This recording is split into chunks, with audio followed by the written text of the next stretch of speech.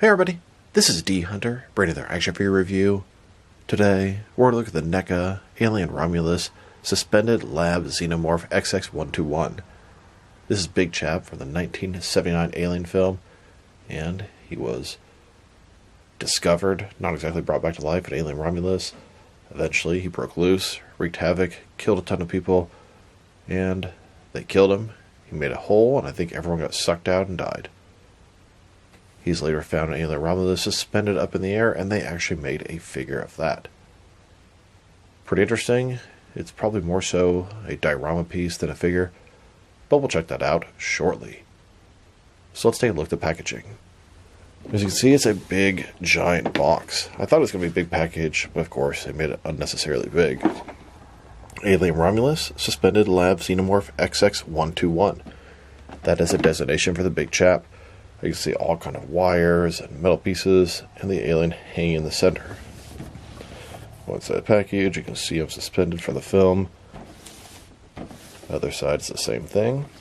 The back, pretty cool packaging of a hole, so you can see him through the back, and a few examples from the film. At the bottom, there's a barcode, if that helps anybody. So with no further ado, let's open it up and check it out. Alright, now that you got this figure and sort of diorama piece out of the package, here it is laid out in front of you. And it looks fantastic, the detail's great, but my god, what an overpriced set. I do understand it costs you more than a regular figure because you get this large sort of diorama piece, but to pay about double the price and to get a partial alien is rather disappointing.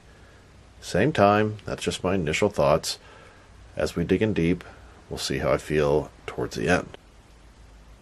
So this is the Xenomorph XX121. I guess that's the official designation of the Big Chap. Big Chap is really just a nickname that the cast and crew gave him behind the scenes. So this is the alien from the first Alien film. It was shot out the airlock of the Narcissus shuttle by Ripley, and apparently it didn't die. It floated out in space for 20 years. It was finally picked up by Weyland-Yutani. They caught him, did experiments on him, and he eventually got free, killed everybody. They killed him, and then it bled into space, and everybody died. So, not only was the alien rampant in the first film, but he actually survived, and that does sort of take away the ending of the first Alien film, and survived in space for 20 years, made a cocoon, and then got revived, and continued killing everything. It's actually pretty interesting. Perfect organism indeed. And so let's take a closer look. Now it has a little wire here so you can sort of hang it up like so if that's what you want to do. Although in the film, this is actually more or less on the ceiling, hanging below like so. On the back, it's got these little holes so you can put nails or screws into the wall and hang it up. Now, all kind of pipes and etc. coming out of there. But here is the Xenomorph. He's been killed, shot all over, and it looks like he's actually going to come out of here. Right now, he's got his arm sort of in the wires on both sides. Let's free him. Alright, so there you have it. This is Neca's newest alien figure. Pretty much battle-damaged Big Chap from Alien Romulus. Now, he has articulation, but the arms don't go down very far. He looks pretty damn cool, actually. The head is exploded. He's been dead for a little while, so it's not fresh acid for blood. His mouth can still retract. It's kind of on the small side of things. Look at the front of that. It's all mangled up. That looks pretty damn cool. It's almost like alien zombies or something. Little sort of hole in his side here. On his arms. He's been shot all over the place. He's actually fully missing that hand. Now he has the harpoon stuck through him from the end of Alien. So I guess when he's in the cocoon, he had this thing the entire time. Now, that doesn't really make any sense. I mean, it's kind of cool, but wouldn't the acid just melt it off and it would just be gone? Fall off? I mean, am I wrong? Now, with no articulation in the legs, got a couple of stumps here. And his tail, also not fully complete. It's actually really cool. It can be a nice sort of alien in the background of a war zone, an old alien in a hive, the big chap from Romulus. I can put this to a ton of use. Articulation is minimal. He does have the tubes on the back. I mean, everything looks great. It's just not a very practical thing, but it would be very cool to have this guy hanging up in the background of one of your alien shelves. Or, rather, on the top. And then speaking of, here is the other piece. Here is how it would sit upright if you wanted to hang it like so. Now, it really is from the ceiling, so it should be kind of like this. And it looks like that signature alien big acid hole. That could actually be really cool to use it for that. You have some Marines looking at the ceiling, and they kind of see this thing at the top, and know an alien was killed and bled through. And the detailing is pretty nice. I mean, you can kind of see all the different sort of wires and melted metal hanging down below. Old school retro tubes, etc. Now it has a couple wires on the two sides we could easily hang his arms from, but there are honestly plenty of different options there. The main ones would be this little black one here, little sort of yellow one here, and the big one in the middle. Like I said, it doesn't seem worth the price. I mean, it looks nice. It's not fragile. Stuff has a little bit of give to it. I don't want to really say it's rubbery, but it's not just going to break if you, sort of tap one of the small pieces. It looks good, and it looks good as well, but is it worth pretty much the price of two figures? I don't feel like it is, but it's cool. It's a nice little collector's item, and I think it's going to be exclusive to the Neca store, so you won't find this at Target. I could be wrong about that. Either way, I'm happy to have it. I just feel like it's severely overpriced. Presentation is nice, and it's a cool diorama prop piece for the hardcore alien fans out there. And that is definitely me. And now to try to check out the measurements of this thing. It is difficult because it's not a complete figure. So from the stump to the top of the head, about 7 inches tall, which means it would be 8 or 8.5 inches with the full foot. And from the tail to the top, about 9.5 inches. And for the diameter of this sort of hole in the ceiling, and I'd say about 9.5 inches. Now, there are no real action features. This is just a sort of piece of plastic. Yes, you can hang it up here. You can hang it up with the 4 pieces on the back, and you can suspend the Xenomorph here, hanging up either this way, or this way. And now for the alien's articulation, which is kind of more than I thought. So, first of all, his head, the mouth will open, his inner jaw or tongue will come out, the head can rotate a little bit. The articulation is at the base of the neck there. You can see it rotate from side to side. Rotating is a little bit difficult. The shoulders, they can only go up and down about this far. They're made that way so you can't really put him down. He's always going to be suspended. But they can even rotate all the way around. His elbows are single jointed. They go in more than 90 degrees. And they also have rotation. His wrist can rotate, and it's hinged. He's got a ball joint with very little articulation in the waist. His tail's a bendy wire. Take different poses with rotation at the top. And one cool thing, you can actually remove the spear. Be careful. Gently wiggle it out of there. And it actually does come out if you prefer him not to have the spear look, which I think I do.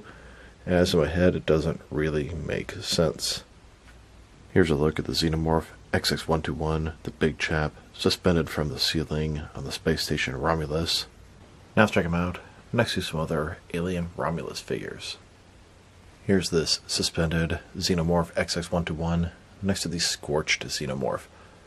This is sort of the main alien through most of the Alien Romulus film. He's a really nice figure, albeit really, really large, which I believe is actually accurate to the film. And here's a look at this Xenomorph XX121 suspended in the sort of rubble ceiling, next to the Xenomorph XX121 in his cocoon, as they just got him floating in space. These are both the Big Chap from 1979, and both as they appeared in Alien Romulus. And here's this suspended XX121 Xenomorph next to the regular version of the XX121 Xenomorph. Once again, these are both the Big Chap, and it's literally the exact same figure. This is him when he was alive, more or less, off screen. We kind of know what happened, as Rook sort of tells the story. This is what we actually saw on screen, this and the Cocoon version. But this would be him as he's alive, awake, running havoc in the station. And I actually wanted to compare these two guys because they're really the same, not the same figure, but the same source material, and they really should be pretty similar. So the head, as you can see, fully intact alien head, and then a partial head, the back part is blown off. The torso looks very similar. I imagine there probably is some reuse there. The articulation is actually equally as stiff on this guy, and more or less on this guy. But there are some damages added.